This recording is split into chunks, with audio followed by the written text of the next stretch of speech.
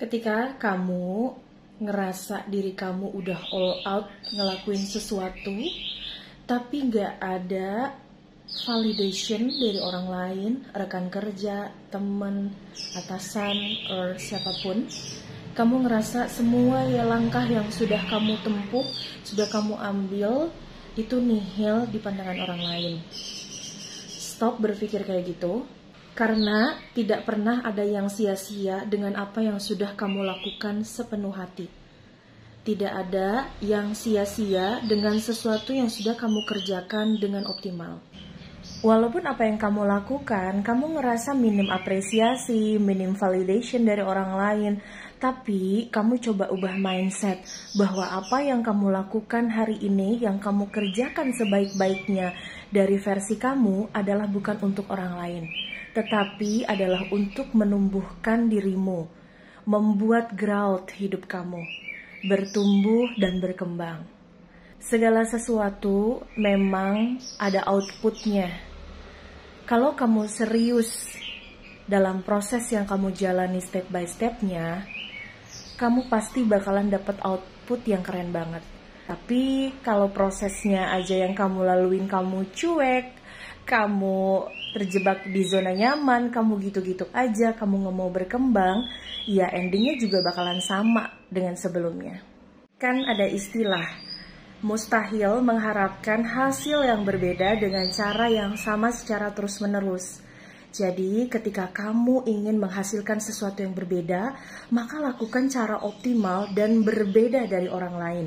Meluangkan waktu lebih banyak, meluangkan waktu untuk belajar dan bertemu dengan circle ataupun pertemanan yang lebih baik, berusaha untuk mengembangkan diri, berusaha lagi untuk belajar mengelola emosi, dan lain sebagainya. Kalau kamu sekarang mikir, kok semua yang ngerjain aku ya? Kok orang lain kayak manfaatin aku ya? Apa-apa aku, semuanya ngerjain aku yang capek, kalian yang dapat validation.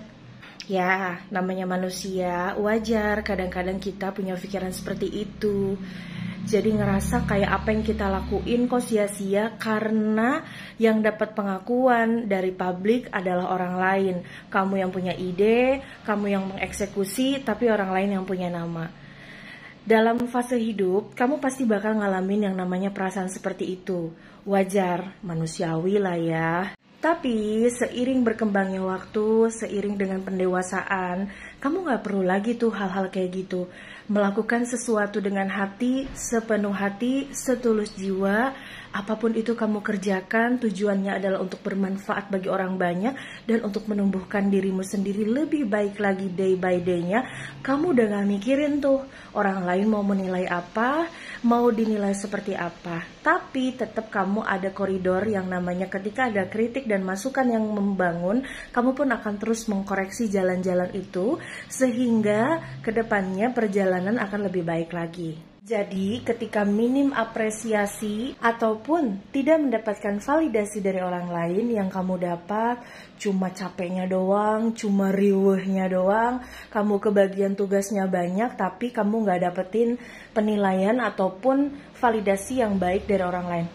Udah, gak usah dipikirin lagi, yang penting kamu fokus sama tujuan kamu apa, kamu tahu kamu maunya apa, goals kamu di depan sudah menanti, dan kamu gak bisa berpangku tangan dengan hanya mengandalkan komentar-komentar orang lain. Stop comparing yourself, tapi wajib mengcompare diri kamu versi sebelumnya dengan versi sekarang. Jadi kalaupun kamu ngerasa ingin validasi, ya validasi dari diri sendiri. Aku sekarang udah ngelakuin ini, tahun lalu aku begini, tahun depan aku harus begini. Jadi harus selalu ada pertumbuhan dalam hal apapun di dalam diri kamu, sehingga kamu gak stuck di zona itu. Tetap semangat dan terus belajar, gelasnya dikosongin terus. Jangan pernah ngerasa diri itu sudah puas dengan apa yang udah didapetin. Kamu itu harus haus dengan belajar, harus haus dengan ilmu. Apapun yang ada di alam semesta ini pasti di atas langit selalu ada langit. Kalau ada orang yang lebih pintar, lebih kece, lebih keren dari kamu, jangan dimusuhin, tapi kolaboratiflah. Jadi belajar, hal-hal yang baik diambil, hal-hal yang buruk tinggalkan. ya. Selamat menjalankan hari-hari dengan penuh rasa syukur dan gak usah lagi tuh yang namanya mikirin perkataan orang lain. Hal penting lain yang mau aku sampaikan buat kamu adalah jangan pilih-pilih kerjaan dan kesempatan yang ada di depan mata. Ketika kamu punya kesempatan, lakukan 5 menit terbaik kesempatan itu. Karena kamu gak akan pernah tahu kesempatan itu bakalan datang lagi.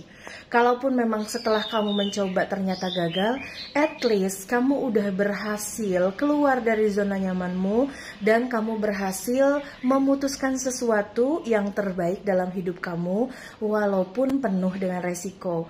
Karena hidup gak selamanya selalu sukses, hidup gak selamanya harus happy, ada suatu kegagalan yang harus dirasain.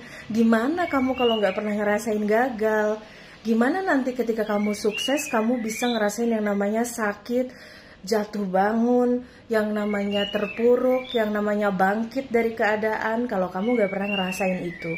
Tenggelam dan selami setiap masalah dan keadaan yang ada silih berganti di dalam hidup kamu, karena dengan kamu berperan all out, baik dalam suka dan duka, kamu bakal dapetin outputnya dalam hidup kamu. Pelajaran-pelajaran penting, pengalaman-pengalaman penting, itu yang akan menjadikan diri kamu tumbuh dan terus berproses. Yang paling penting dalam hidup adalah bagaimana kamu berusaha keluar dari situasi-situasi yang gak nyaman.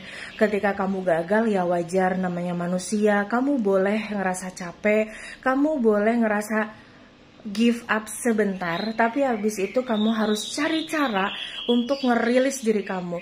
Kamu harus cari cara, gimana caranya kamu balikin lagi moodnya.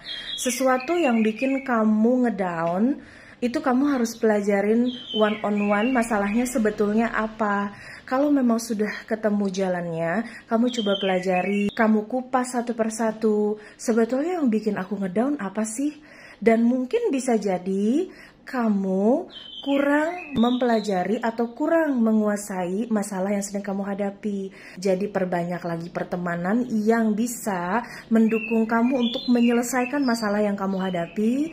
Perbanyak lagi referensi. Zaman sekarang tuh banyak banget yang bisa kamu cari.